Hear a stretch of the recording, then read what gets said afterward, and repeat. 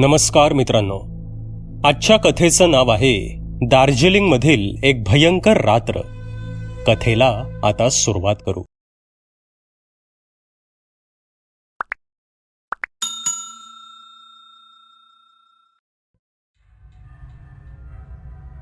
खरी भूताची गोष्ट. पण भूतांच्या गोष्टी खऱ्या कशा असू शकतात? कारण प्रत्यक्षात भूत वगैरे असं काही नसतंच. पण खरंच भूत प्रेतात्मे असं काही नसतं का? जोपर्यंत तुम्ही त्यांना प्रत्यक्ष पाहत नाही, जोपर्यंत तुमचा त्यांच्याशी सामना होत नाही, तोपर्यंत तुम्ही कदाचित ही गोष्ट नाकारू शकता. आपल्यापैकी किती लोकांनी वारा प्रत्यक्षात पाहिलाय किंवा हवा प्रत्यक्षात पाहिलीये? कुणीच नाही. पण वारा वाहतो, हवा वाहते, पण दिसत मात्र नाही. म्हणजेच त्यांचं अस्तित्व आहे. तसंच काही गोष्टी दिसत नाहीत, पण त्यांचं अस्तित्व असतं. आणि त्याच गोष्टी वेळ आल्यावर आपल्याला त्यांच्या अस्तित्वाचा पुरावा देखील देतात. आजचा भयंकर अनुभव काहीसा असाच आहे. नमस्कार, माझं नाव अनिकेत आणि मी हैदराबादमध्ये एका IT कंपनीत काम करतो. त्याच कंपनीत माझी सारिकाशी भेट झाली. सारिका तशी माझी कॉलेजची मैत्रीण होती. सुदैवाने ती सुद्धा माझ्याच कंपनीत रुजू झाली होती आणि काहीच दिवसात आम्ही लग्नही केलं. लग्नानंतर सारिका आणि मी कित्येक दिवसांपासून कुठेतरी बाहेर फिरायला जाण्याचा प्लॅन करत होतो. पण आमची नोकरीच अशी होती की कुठेही जायला वेळच मिळत नव्हता. तसं आम्हा दोघांना भटकायची, ट्रेकिंगची, जुन्या पुराण्या वास्तू पाहण्याची, जंगलात फिरण्याची, थोडक्यात साहसी गोष्टी करण्याची खूप आवड होती. आमच्या कॉलेजच्या दिवसात आम्ही कधीही असेच भटकायला निघून जायचो. आम्ही खूप साऱ्या जंगलात गेलोय, तिथे निसर्गाच्या सानिध्यात राहिलो सुद्धा आहे. ती एक वेगळीच मजा असते. असो, अखेर सारिकाने वारंवार सांगितल्यावर आम्ही दोघांनी ऑफिसमधून एक मोठी सुट्टी घेतली आणि एक हॉलिडे प्लॅन केला. आमची सुट्टी साजरी करण्यासाठी आम्ही पश्चिम बंगालमधील दार्जिलिंगला जाण्याचं ठरवलं. ठरल्याप्रमाणे आम्ही तिथे पोचलो. दार्जिलिंग आणि आजूबाजूचा डोंगराळ भाग खूपच सुंदर होता. आता आम्हाला इथे येऊन 3 दिवस झाले होते. एके दुपारी आम्ही स्थलदर्शन करून आमच्या हॉटेलमध्ये आलो. आज आम्ही लवकर हॉटेलमध्ये आलो होतो. दुपारचं जेवण करून आम्ही आमच्या खोलीत गेलो. बेडवर पडलो आणि आमचा दोघांचाही डोळा लागला. काही वेळाने मला जाग आली. मी घड्याळ पाहिलं तर दुपारचे 3 वाजले होते. तसं मी सारिकाला उठवलं. आता काय करायचं, कुठे जायचं ह्याचा आम्ही विचार करत बसलो होतो. कारण आमचं मुख्य स्थलदर्शन झालं होतं. आजची रात्र राहून आम्ही पुढे सिक्कीमला जाणार होतो आणि तिकडे 3-4 दिवस राहणार होतो. इतक्यात माझ्या डोक्यात एक कल्पना आली आणि मी सारिकाला म्हणालो, चल फिरून येऊ. अरे पण जायचं कुठे? सारिकाने विचारलं. आपण बाहेर तर पडू, मग ठरवू कुठे जायचं ते, मी म्हणालो. तसे आम्ही तयार झालो आणि हॉटेल बाहेर पडलो. आपण परवा ज्या पॉइंटला गेलो होतो तिकडेच जायचं का परत? किती मस्त जागा आहे नाही ती, मी म्हणालो. तसे सारिकाला सुद्धा ते पटलं. हो चालेल, एकदम शिमलामधल्या नालधेरा सारखीच ती जागा आहे. तिकडे जाऊ आणि येताना हॉटेलमध्ये जेवण्यापेक्षा बाहेरच मार्केटमध्ये एखाद्या रेस्टॉरंटमध्ये जेवू आणि मग हॉटेलला येऊ, सारिका म्हणाली. तसे आम्ही टॅक्सी केली आणि त्या जागी पोचलो. सगळीकडे घनदाट आणि उंचच उंच झाडं होती. तिथे खूप सारे लोक फोटो घेत होते. आम्ही फिरत फिरत बरेच आत गेलो. आता थंडी चांगलीच जाणवू लागली होती. तिथे एक छोटी टेकडी होती. आम्ही आधी जेव्हा इथे आलो होतो तेव्हा इतके आत आलो नव्हतो, त्यामुळे ती टेकडी आम्हाला दिसली नव्हती. तसं मी सारिकाला म्हणालो, सारिका ती बघ समोर टेकडी दिसतीये, चल त्यावर जाऊ. तिथून एकदम मस्त नजारा असेल, फोटो पण मस्त येतील. तिला सुद्धा ते पटलं आणि आम्ही हळूहळू ती टेकडी चढू लागलो. काहीच वेळात आम्ही एकदम वर पोचलो. तिथे मात्र अगदी तुरळक लोक होती आणि ती फोटो घेण्यात व्यस्त होती. तिथे एक चहाची टपरी सुद्धा दिसत होती. आम्ही सुद्धा तिथे काही फोटो घेतले. इतक्यात माझी नजर समोर गेली. आमच्यापासून काही अंतरावर अजून एक टेकडी दिसत होती. त्यावर एक झेंडा फडकत होता. ते पाहून मी सारिकाला म्हणालो, सारिका, ते बघ तिकडे काहीतरी दिसतंय. झेंडा फडकतोय, म्हणजे कदाचित कुठलं तरी प्राचीन देऊळ वगैरे असण्याची शक्यता आहे. तसे सारिकाने सुद्धा तिकडे नजर टाकली. फार लांब असं वाटत नाहीये, जायचं का त्या टेकडीवर? सारिका म्हणाली. अगदी माझ्या मनातलं बोललीस, पण आधी चहा घेऊ आणि मग जाऊ, मी म्हणालो. तसे आम्ही त्या चहाच्या टपरीवर गेलो आणि चहा घेऊ लागलो. इतक्यात माझ्या मनात त्या देवळाबद्दलचा विचार आला आणि मी त्या चहावाल्याला विचारलं, दादा, तो दूरवर जो झेंडा दिसतोय तिथे काय आहे? माझ्या या प्रश्नावर त्या चहावाल्याने त्या टेकडीकडे नजर टाकली आणि म्हणाला, काही खास नाही, तो टुरिस्ट स्पॉट नाहीये. त्या जागी पूर्वी एक छोटं प्राचीन मंदिर होतं, पण आता तिथे त्याचे फक्त अवशेष बाकी आहेत. त्या झेंड्या व्यतिरिक्त तिकडे आता काहीही नाहीये. म्हणजे बघण्यासारखं असं तिथे काहीच नाहीये. तिथे कोणीही जात नाही. आम्हा दोघांना अशा पुरातन वास्तू, पुरातन मंदिरं, ट्रेकिंग, जंगलात फिरणं, थोडक्यात साहसी गोष्टी करण्यात खूप इंटरेस्ट होताच. त्यामुळे आम्ही तिकडे जायचं ठरवलं. कारण तसंही हॉटेलमध्ये जाऊन करण्यासारखं काहीच नव्हतं. चहावाल्याचे पैसे देऊन आम्ही निघालो. तिकडे जायला एक पायवाट दिसत होती आणि आमच्या सर्व बाजूंना उंचच उंच घनदाट झाडं होती. आम्ही त्या वाटेने पुढे जात होतो.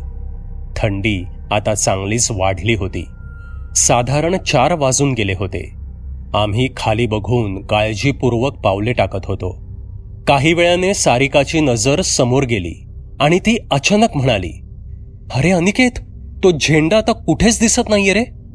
तसं मी सुद्धा समोर पाहिलं तेव्हा खरंच झेंडा कुठेच दिसून येत नव्हता. आणि अजून एक महत्वाची गोष्ट म्हणजे ती पायवाट सुद्धा संपली होती. पुढे फक्त घनदाट जंगल दिसत होतं आणि अंधार सुद्धा पडायला सुरुवात झाली होती. माझ्या मते आपण पुढे जायला नको, आपण आता परत मागे फिरावं, सारिका म्हणाली.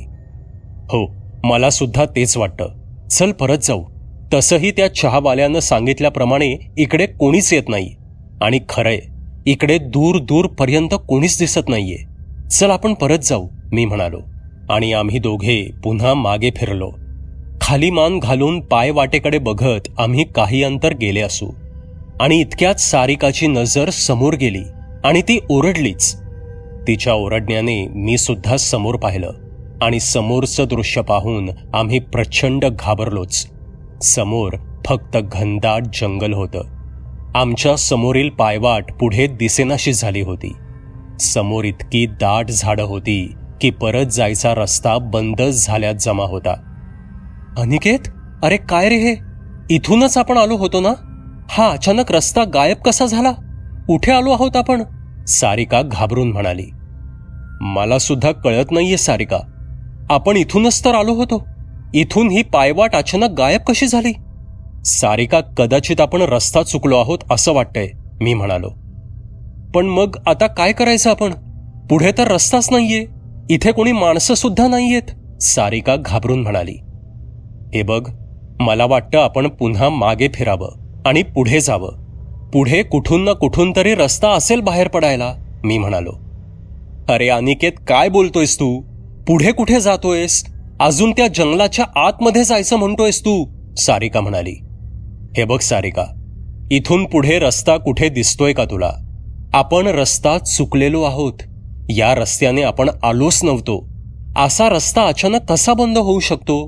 आपल्याकडे दुसरा कुठला मार्ग नाहीये. जो रस्ता ओपन आहे तिथूनच आपल्याला जाणं भाग आहे.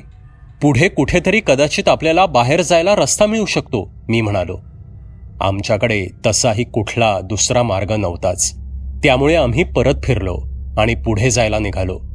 आम्ही आमचे मोबाईल सुद्धा चेक केले, पण मोबाईलला त्या भागात एका काडीचंही नेटवर्क नव्हतं. सूर्य हळूहळू अस्ताला जात होता. ते खूपच घनदाट जंगल होतं. सूर्यही दिसणार नाही इतकं दाट. आम्ही कुठे चाललो आहोत हे आम्हालाही कळत नव्हतं, पण तरीही आम्ही रस्ता शोधत पुढे जात होतो. तेव्हा सारिकाने वर उंच झाडांकडे आणि झाडीकडे पाहत म्हटलं, अनिकेत, दिवस मावळायला आलाय. सावल्या अधिक गडद होत चालल्यात आणि लवकरच अंधारही होईल.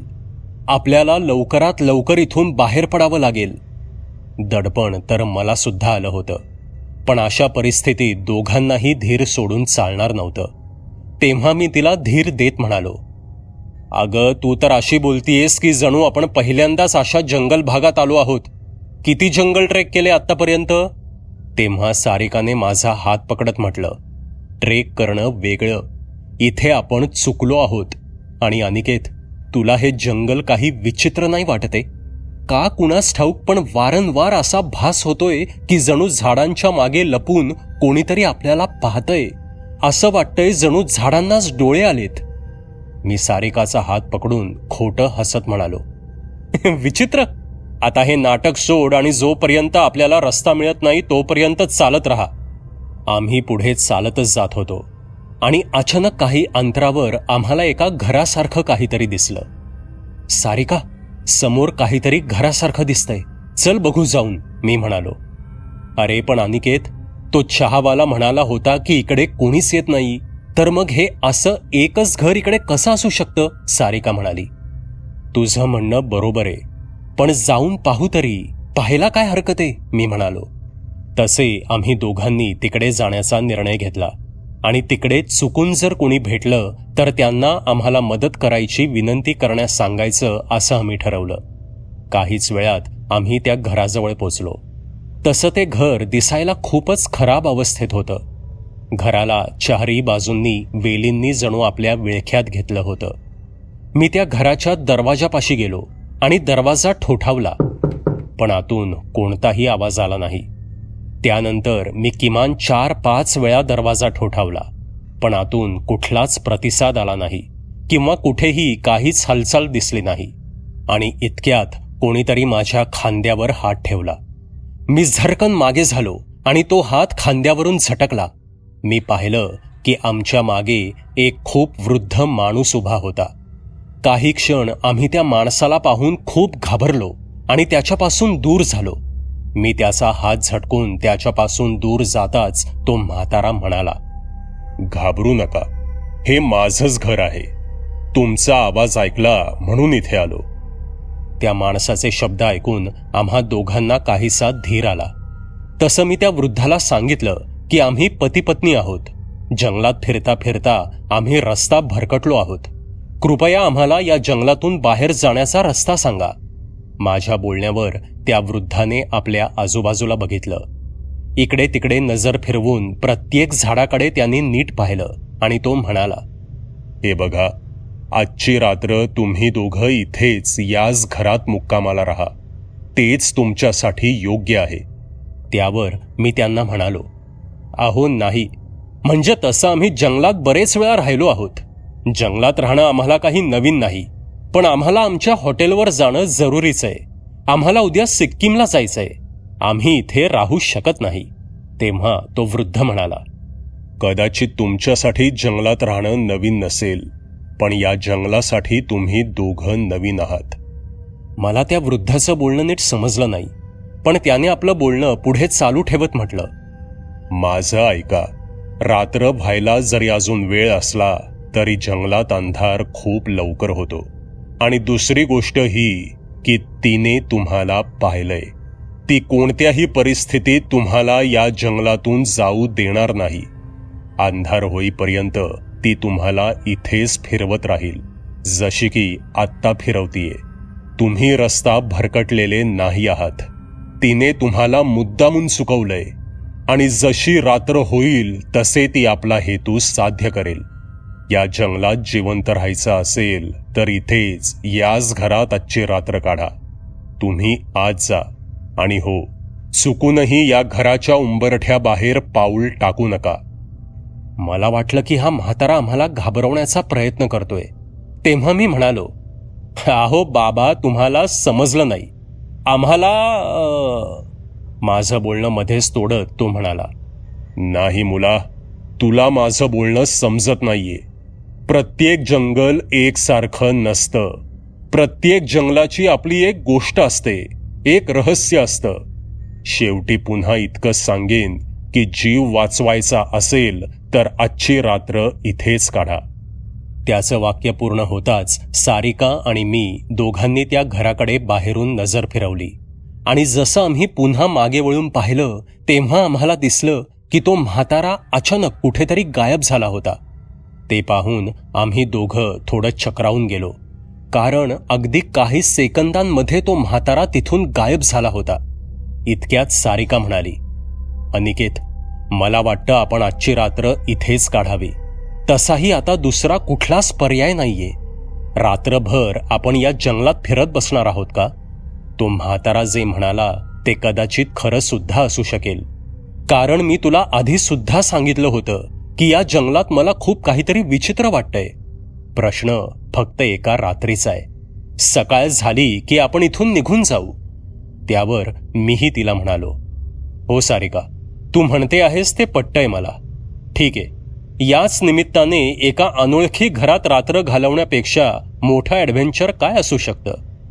आणि मग मी देखील त्या घरात रात्र घालवण्यासाठी तयार झालो.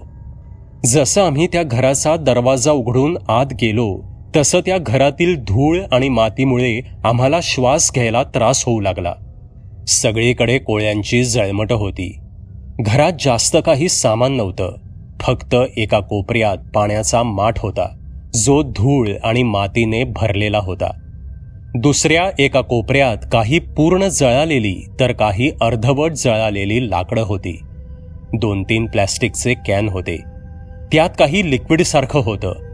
वासावरून कळून येत होतं की त्यात रॉकेल होतं. तिथेच 2-3 काडेपेट्या पडल्या होत्या. त्यावरून हे स्पष्ट होत होतं की आधीही कोणीतरी या घराचा वापर केला होता. मी त्या घराचा काही भाग थोडा साफ केला आणि ताज्या हवेसाठी खोलीची एक खिडकी उघडली. खिडकी उघडताच खूप थंड आणि ताजी हवा खोलीत भरली. नंतर आम्ही त्या घराच्या कोपऱ्यात पडलेली तीच अर्धवट जळालेली लाकडं पेटवली, कारण थंडी खूप वाढली होती. तिथली थोडी जागा साफ केली आणि तिथेच बसून राहिलो. वातावरण भीतीदायक नक्कीच होतं, पण खूप छानही वाटत होतं. आम्ही दोघंही आमच्या जुन्या दिवसांबद्दल गप्पा मारत बसलो होतो. गप्पा मारता मारता कधी 8 वाजले हे समजलंच नाही. पण खिडकीतून बाहेर पाहिल्यावर असं वाटत होतं की जणू रात्रीचे 12 वाजले आहेत. काही वेळाने असा आवाज ऐकू आला. कोणीतरी घराचा दरवाजा ठोठावला होता. तो आवाज ऐकून आम्ही घाबरलो. साहजिक होतं, आम्ही एका अनोळखी घरात होतो, एकटेच होतो. रात्रीचं ते भीतीदायक वातावरण होतं.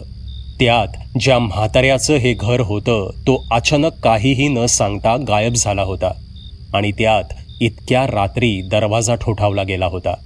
तेव्हा सारिकाने माझ्याकडे पाहत घाबरून म्हटलं, यावेळी इथे कोण येऊ शकतं? त्यावर मी म्हणालो, अगं कदाचित तो म्हाताराच असेल, त्याचंच तर घर आहे ना हे. इतके बोलून मी उठून दरवाजा उघडायला निघालो. इतक्यात सारिकाने माझा हात धरला आणि ती म्हणाली, अनिकेत थांब, त्या म्हाताऱ्याचं बोलणं आठवतंय ना तुला? कोणतं बोलणं? मी विचारलं. अरे त्याने सांगितलं होतं ना की काहीही झालं तरी घराच्या उंबरठ्याबाहेर पाऊल टाकू नका म्हणून, सारिका म्हणाली. मी एकदा त्या दरवाजाकडे पाहिलं आणि म्हणालो, ओ ठीक आहे, मी बाहेर पाऊल टाकतच नाहीये, पण कोण आहे ते तर बघायला हवं ना. असून असून कोण असणार, तो म्हाताराच असेल, असं म्हणून मी दरवाजाजवळ गेलो. आधी तर मी दरवाजाच्या मधल्या फटीतून बाहेर डोकावून पाहिलं, पण बाहेर कोणीच नव्हतं. तेव्हा मी दरवाजा न उघडताच आवाज दिला, कोण आहे? पण वारंवार विचारूनही बाहेरून कोणतंही उत्तर आलं नाही. तेव्हा मग मी दरवाजा उघडला नाही आणि मागे येऊन पुन्हा सारिकाजवळ येऊन बसलो. मी खाली बसलोच होतो, इतक्यात कोणीतरी दुसऱ्यांदा दरवाजा ठोठावला. पण यावेळी त्या आवाजाने मला खूप घाबरवलं. क्षणात माझ्या अंगावर काटा उभा राहिला, कारण यावेळी दरवाजा आधीपेक्षा जास्त जोरात ठोठावण्यात आला होता. मी पुन्हा दरवाजापाशी गेलो. मी पुन्हा फटीतून बाहेर डोकावून पाहिलं, पण आत्ता सुद्धा बाहेर कोणीच नव्हतं. कोण आहे? तुम्हाला आत यायचंय का? मी ओरडून विचारलं, पण कोणीही दिसत नव्हतं आणि माझ्या प्रश्नावर उत्तर देखील आलं नव्हतं. मी पुन्हा मागे वळून सारिकाजवळ गेलो. तसे पुन्हा 2दा दरवाजा वाजला. मी पुन्हा फटीतून पाहिलं, पण पुन्हा कोणीच नव्हतं. मी पुन्हा मागे सारिकाजवळ गेलो आणि इतक्यात माझ्या डोक्यात एक विचार आला. मी थोडा विचार केला आणि ओरडून विचारलं, तुम्हाला वाटतं का की मी बाहेर यावं? आणि यावेळी फक्त एकदा दरवाजा वाजला. याचा अर्थ कदाचित माझ्या प्रश्नाचं उत्तर हो असं होतं. तेव्हा मला पुन्हा त्या वृद्धाचं बोलणं आठवलं. त्यानं सांगितलं होतं की घराबाहेर पाऊल टाकू नका. म्हणजे बाहेर जे कोणी होतं ते आम्हाला बाहेर बोलवत होतं.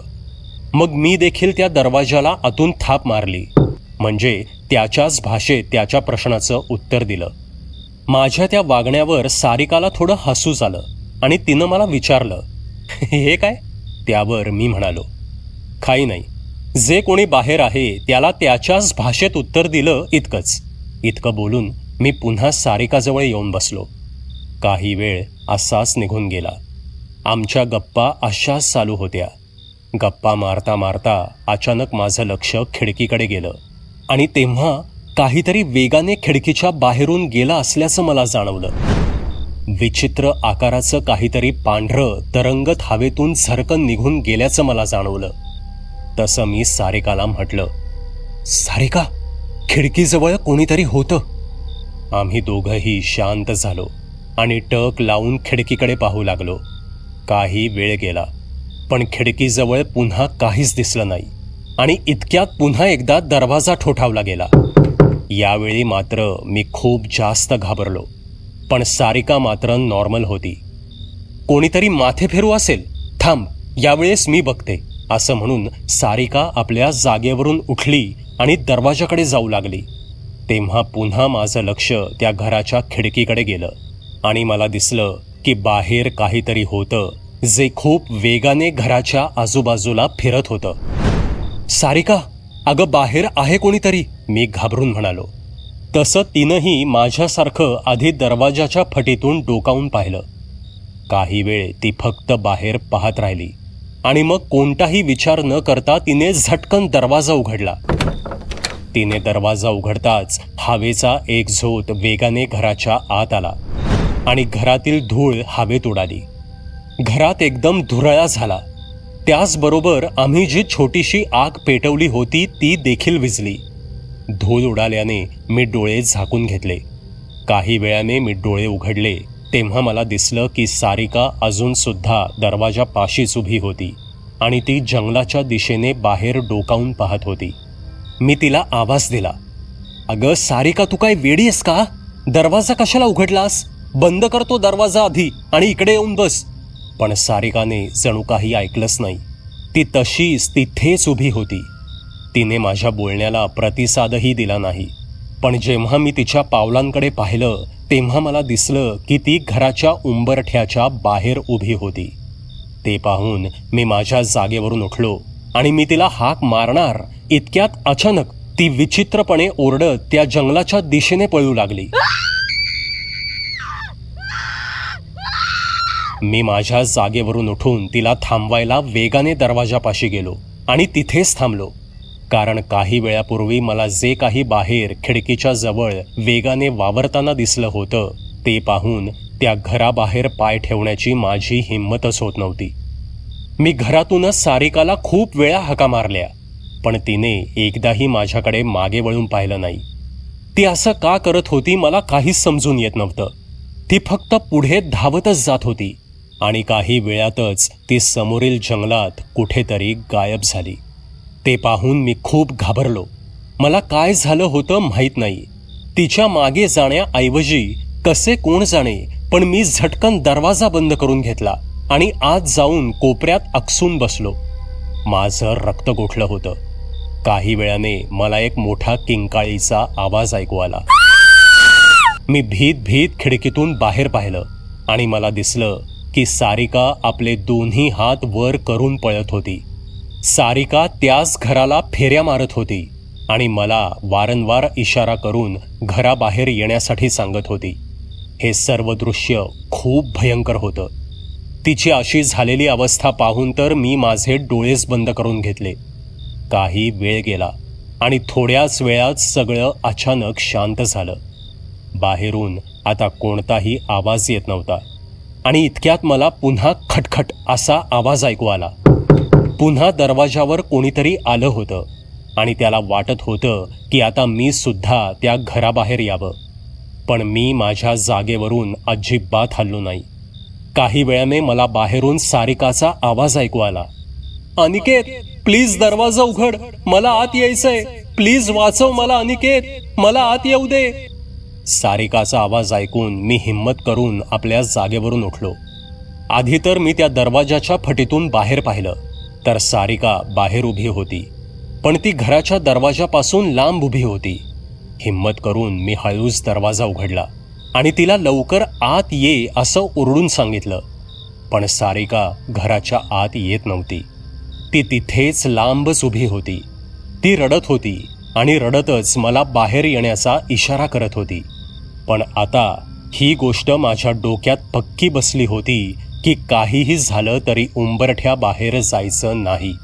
आणि मग अचानक सारिका रडता रडता शांत झाली आणि फक्त उंबरठ्या बाहेर उभी राहून ती माझ्याकडे एकटक पाहू लागली. मी ओळखून गेलो होतो की ही माझी सारिका नाहीये, ही भलतीच कोणीतरी आहे. इतक्यात मला कोणाच्या तरी हसण्याचा आवाज ऐकू आला. मी पुन्हा दरवाजा बंद करून घेतला. रात्रभर हा प्रकार सुरूच राहिला. मी खूप घाबरलो होतो. मी थोड्या थोड्या वेळाने सारिकाला आवाज देऊन आत येण्यास सांगत होतो, पण कित्येक वेळा सांगून सुद्धा ती उंबरठ्यापर्यंतही आली नाही. रात्रभर ती लांब उभी राहून फक्त माझ्याकडे पाहत राहिली. ती कधी रडायची तर कधी मला बाहेर बोलवून तिला आत घेऊन जाण्याची विनंती करायची. या ना त्या कारणाने ती मला त्या घराच्या बाहेर येण्यास सांगत होती. ती कधी अचानक धावत जंगलात निघून जात होती तर कधी आपले हात वर करून त्या घराला फेऱ्या मारत होती. मी खूप हतबल झालो होतो. मी ते सगळं पाहून सुद्धा सारिकाला वाचवू शकत नव्हतो. मी आवर्जून सकाळ होण्याची वाट पाहत होतो, कारण कुठेतरी मला वाटत होतं की कदाचित सकाळ झाल्यावर ती आपोआप ठीक होईल आणि सगळं काही नॉर्मल होईल. माझ्यासाठी फक्त ही एकच आशा होती. पण थोड्या वेळानंतर सारिका पुन्हा एकदा विचित्रपणे ओरडली आणि ओरडत ओरडत ती पुन्हा जंगलाच्या आत पळत गेली. बराच वेळ झाला.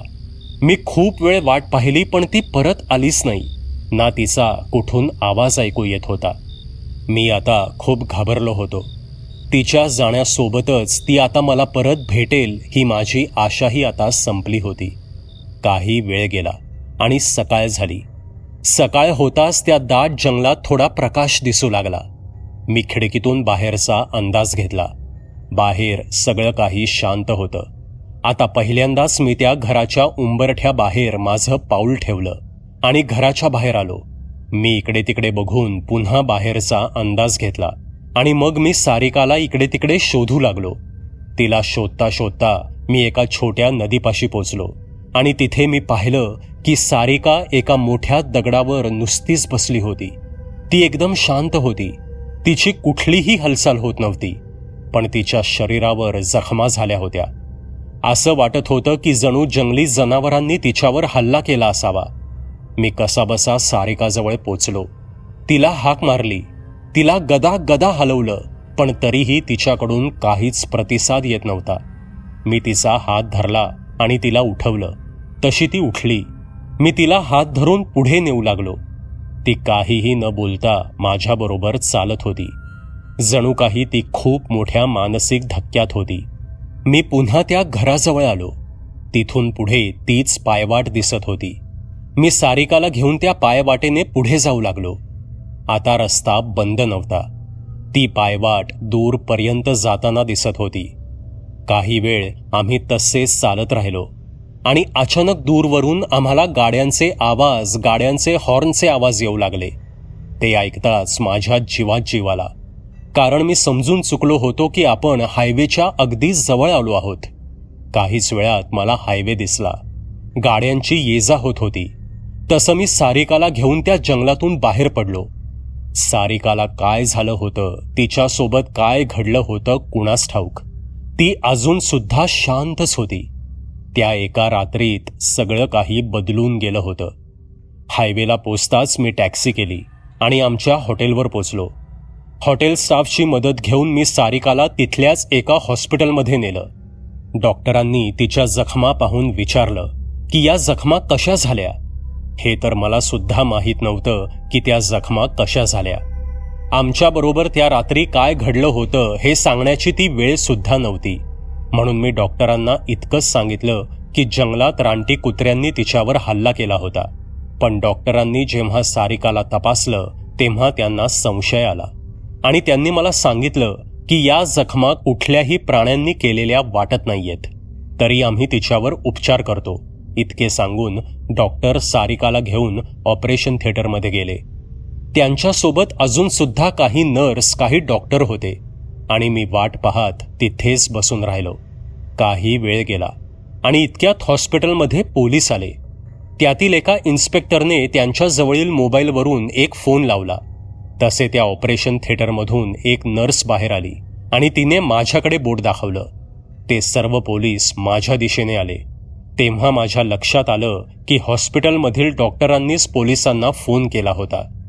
पोलिसांनी तिथेच माझी चौकशी सुरू केली. ते मला पुढील चौकशीसाठी पोलीस स्टेशनमध्ये नेऊ लागले. कदाचित त्यांना असं वाटत होतं की मीच काहीतरी गुन्हा केलाय, मीच सारिकाला जीवे मारण्याचा प्रयत्न केलाय. मी त्यांना समजवण्याचा खूप प्रयत्न केला की मी काहीही केलेलं नाही, माझी बायको इथे एकटीच आहे, जी काही चौकशी करायची असेल ती इथेच करा. पण त्यांनी मला सांगितलं की तिची काळजी घेण्यासाठी इथे डॉक्टर आहेत आणि शिवाय जोपर्यंत तुमची पूर्ण चौकशी होत नाही तोपर्यंत एक महिला पोलीस सुद्धा इथेच हॉस्पिटलमध्ये थांबेल. पोलीस काही केल्या ऐकत नव्हते. त्यांनी सांगितलं की पोलीस चौकी इथून जवळच आहे, त्यामुळे नाईलाजाने मला पोलिसांबरोबर जावं लागलं. पोलीस चौकी तशी जवळच होती. त्यांनी तिथे माझी खूप चौकशी केली. मी कुठे राहतो, कुठे काम करतो वगैरे सगळी चौकशी केली. मी सांगतो आहे हे खरं आहे की नाही हे त्यांनी पडताळून सुद्धा पाहिलं. त्यांनी माझ्या घरी फोन केले, माझ्या कंपनीमध्ये फोन केले आणि प्राथमिक माहिती बरोबर असल्याची खात्री झाल्यावर त्यांनी मला नक्की काय घडलं हे विचारलं. मला माहीत होतं की जे काही मी सांगेन त्यावर पोलिसांचा विश्वास बसणार नाही, पण तरीही आमच्याबरोबर त्या रात्री जे काही घडलं होतं ते मी सर्व पोलिसांना सांगितलं.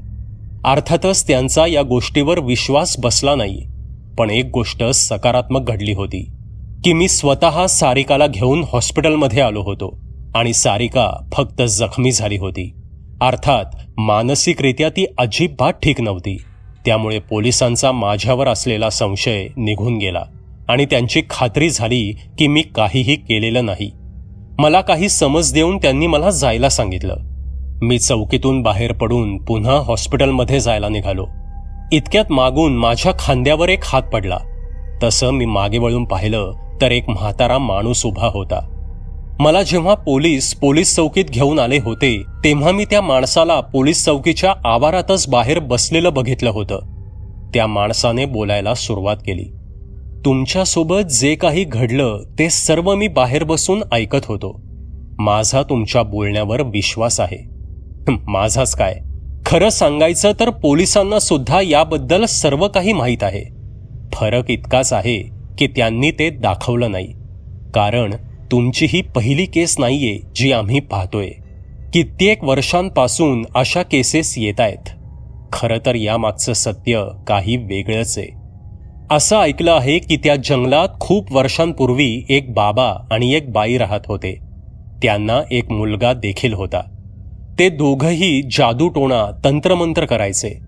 ते बाबा त्या कामात खूप माहिर होते, पण ते आपल्या तंत्रमंत्राचा उपयोग फक्त आणि फक्त लोकांच्या कल्याणासाठी करायचे.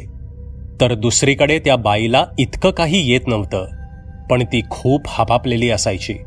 एके दिवशी अशाच प्रकारे जास्त ताकद आणि पैसा मिळवण्याच्या धुंदीत त्या बाईने आपल्याच मुलाचा बळी दिला. या प्रकारामुळे त्या बाबांना तिचा खूप राग आला आणि त्यांनी त्या बाईला आपल्या घरातून कायमचं बाहेर काढलं आणि पुन्हा घराच्या आत येण्यास मज्जाव केला. त्यानंतर ती बाई अचानक कुठेतरी गायब झाली. तिचं पुढे काय झालं, ती किती दिवस जिवंत राहिली कुणाला काहीच माहीत नाही. पण असं ऐकलं आहे की काही लोकांनी एक विचित्र बाईसारखा पांढरा आकार त्या जंगलात फिरताना पाहिलाय आणि अगदी तुमच्यासारखाच अनुभव आधीसुद्धा तिथे गेलेल्या लोकांना आलाय. कदाचित तो त्याच बाईचा अतृप्त आत्मा आहे जो त्या जंगलात भटकतोय आणि म्हणूनच तिथे जो कोणी जातो त्याला त्या बाईचा आत्मा त्या जंगलात चुकवतो. नंतर काही वर्षांनंतर त्या बाबांचाही मृत्यू झाला, पण मरण्यापूर्वी त्यांना त्या बाईच्या ताकदीचा अंदाज आला होता. त्यामुळे त्यांनी त्या घराला तंत्रमंत्राने बांधून टाकलं, जेणेकरून मरणानंतर सुद्धा ती बाई कधीच त्या घराच्या आत जाऊ शकणार नाही. असं म्हणतात की आज सुद्धा ते बाबा त्या घराच्या आजूबाजूलाच कुठेतरी फिरताना दिसतात. इतकं बोलून तो म्हातारा निघून गेला. मी काही वेळ तिथे स्तब्ध उभा होतो. हे सर्व ऐकून मी सुद्धा खूप मोठ्या शॉकमध्ये गेलो होतो. नंतर मी पुढे हॉस्पिटलमध्ये गेलो. सारिकावरचे उपचार झाल्यावर आम्ही आमचं घर गाठलं. काही महिन्यांनी सारिका बरी झाली, तरी पण तिच्या बरोबर त्या रात्री काय घडलं हे तिला अजिबात आठवत नाही. तिला इतकंच आठवतंय की आम्ही त्या जंगलात त्या घरात ती रात्र काढली. तिला हे सुद्धा आठवत नाही की तिला हॉस्पिटलमध्ये नेलं होतं. तसं म्हटलं तर एका दृष्टीने बरंच आहे की तिला काही आठवत नाहीये, कारण एक गोष्ट नक्की होती की जी काही तिची भयंकर अवस्था झाली होती ते पाहून इतकं तर नक्की होतं की तिच्याबरोबर खूप काहीतरी भयंकर घडलं होतं. पण देवाची कृपाच म्हणावी की ती वाचली होती आणि तिच्याच बरोबर मी सुद्धा वाचलो होतो. मित्रांनो, ही कथा तुम्हाला कशी वाटली ते कॉमेंटमध्ये नक्की सांगा. पुन्हा भेटूयात अशाच काही भयकथांसोबत. धन्यवाद. सबस्क्राईब करा एटी स्टोरी टेलर चॅनलला आणि बेल आयकन दाबून ऑलवर क्लिक करा आमचे व्हिडिओज सगळ्यात आधी बघण्यासाठी.